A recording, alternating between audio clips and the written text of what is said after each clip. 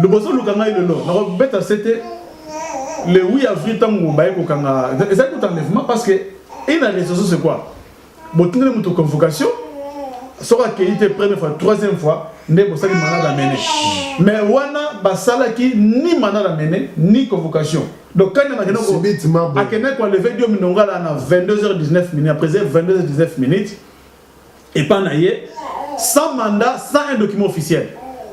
Kanyika est monté dans agent de sécurité comme toujours. Ouais. Parce que l'agent de sécurité a tout nié que non, ou a plus de document officiel. Il ne fallait pas tourner comme il y a dans il ne fallait pas tourner. Il y a autre tour dans Kanyama. Ce qui a un problème personnel, n'a Dieu minonga. Ou un problème personnel, ou la démocratie chrétienne qui nous le disent.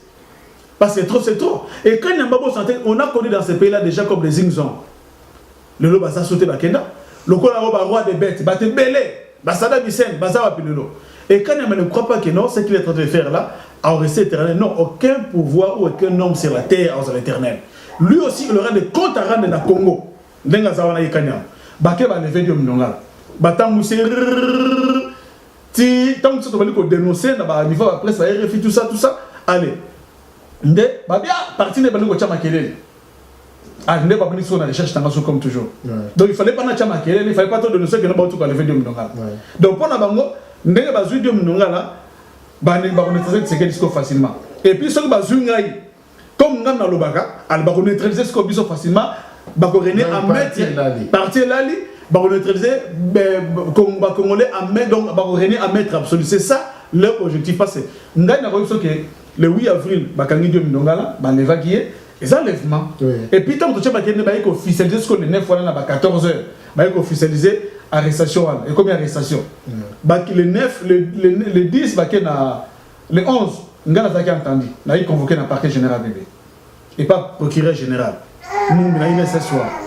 Nous avons commis, je me reproche de rien, il faut nous avons commis, alors, nous avons retourné dans le lien dans le sécurité sur les années.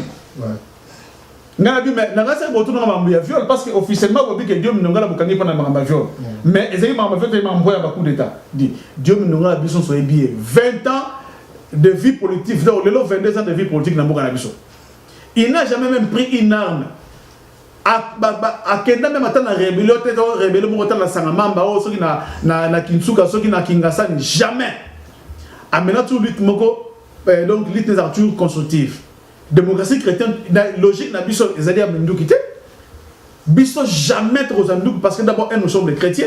Ngamo nazabo je suis un pasteur. Nous sommes les chrétiens trop jamais lit moro armé. Biso ça combat l'idée. Combat donc biso nous n'a pas idée. Ezali ko combat na papier. Ezali ko dénoncer. C'est ce que nous faisons. Et contraire que tu faut pas t'en pas c'est là. Faut pas c'est parce que toujours ko sunga bozo bomate mais toujours sunga bango ça débat c'est ça un homme politique. Biso to komaka na papier, to réfléchir, to commis na papier, to lancer, to dénoncer. Il faut pas se là. Merci Nabanzi Bandeko oyo bozolanda biso. Na kati malobate, tango abengi singa na parquet général, abi que non, lien ni nos amona Tshisekedi. Pourquoi bosala MPP? Mais MPP tout ça parce que biso toujours c'est majoritaire dans le parlement ou biso Tshisekedi. Ouais. Pourquoi boboya ko constitution dans le parlement? Parce que les parlement connaître que Tshisekedi a gagné. Et puis tu obéis à un mot d'ordre.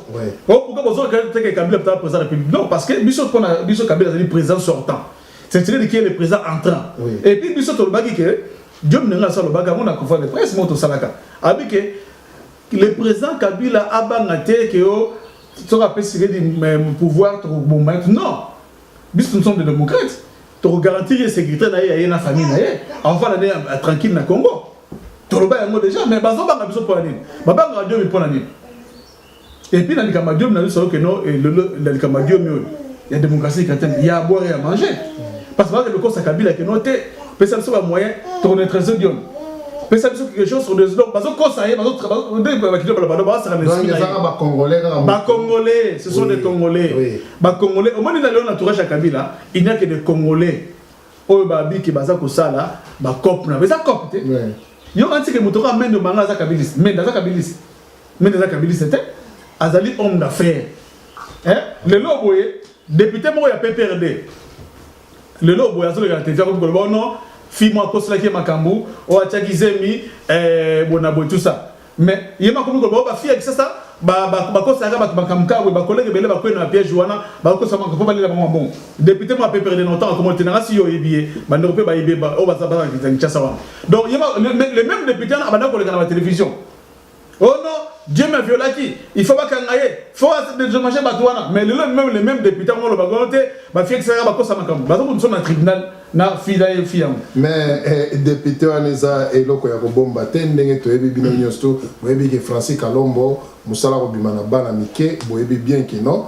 oya baninga ya chaka que non Eugène Diomi Ndongala abimi na bana mais ya Francis Kalombo tozolandele toujours à la loupe pour to yebi ke makambo wana et panzani ya trop sur l'internet tout toyebi yango pe toza au courant babenga na kati na radio du solo to solo la toyoka ba information nyosto na banzi bandeko to komi na suka ya masolo na biso eloko o to kolinga na bandeko boyeki secrétaire général ya parti démocratique chrétien oyo alobi Eugène Diomi Ndongala bakangaki ye makambo bakangaki ye bakoselaki ye bango moko o tozali kobenga colonel Kanyama ye na ba fille mibale bayokanaki po bakende kokosela Eugène Diomi Ndongala makambo c'est-à-dire bayebaye que non Eugène Diomi Ndongala soki Tshisekedi azate ezali yende mutu azali comme leader comme grand opposant oyo aboya corruption oyo azali kotelemela pona mboka na ye do il faut bakata ye mutu Tshisekedi atikala ye moko poko ye mokolo. Alors, deuxième personnalité, il y a parti ou on a toujours, tout ça, secrétaire général, il y a parti, parti démocratique chrétien. Il y a peu sous Azali recherché, Azali, Moutou, Azali Koluka, cela veut dire, Bakangaye, l'infracatobe, Bomaye, Lelo, beaucoup comme on a que non, Azali sous Tebandeko. Est-ce que beaucoup tout na vous préférez ming na vidéo au bino bokolanda bandeko na ngai boso sur la parce que batunios tu ya malamu o bafandaka pembeni ya président élu démocratique monsieur Etienne Tshisekedi wa Mulumba batwana tout et senga il faut ko éliminer bango alors bino batu bozali kolanda biso na ngonga oyo tozwa mayele bitumbo tozali ko bunda tozobunda bitumba ya solo ou bien tozali ko bunda pona mabumu na biso tala bandeko na biso na kisasa aye kotoyo mais aza kolembata aza kobunda pe alobi akozonga bongo yo ndeko combattant yo fande olobi ke na kozonga te olingi nini nalingi oyebisa biso liloba na yo ya suka na ba auditeur pe ba auditrice oyo balandaka biso chaque fois liloba na yo ya suka batelema balala ou bien bazwa ba corruption parce que to comme komona ke non ba langage la pe comme ko changer na kati surtout na kati diaspora yo lobini d'abord on est dans global pona ko pesa liloba suka Diomi Ndongala azali prisonnier politique, il y a pouvoir en place na Kinshasa. Gabriel Monki azali prisonnier politique, Coutinho Fernando na bande ko mosusu obino ba kombote, bazali ba prisonnier politique. Pona bango koko sa tête ya Diomi Ndongala, donc ça dit que ba mettre fin na combat ya opposition na quartier ya Congo Kinshasa et puis Tshisekedi c'est fini. Mais bazo se tromper parce que ezali kambo ya mabele molimo ya Sibo Kimbangu. Il y a Gaston Diomi, il y a Lumumba, même il y a Mouzé Kabila au Bamba Bomawan. Malgré qu'il y a un peu de Namboka de Bisso, et ça au Tamboul. Et ça au Tamboul. Donc, Barozala n'a pété, d'un préféré n'a pété. Au monde, on a frappé, au Kunao, à Botaki Moissi, au Kuna Salaki, donc Zama frappé, confusé contre un ennemi. Bisso te considérera jamais Batora la mer Mende.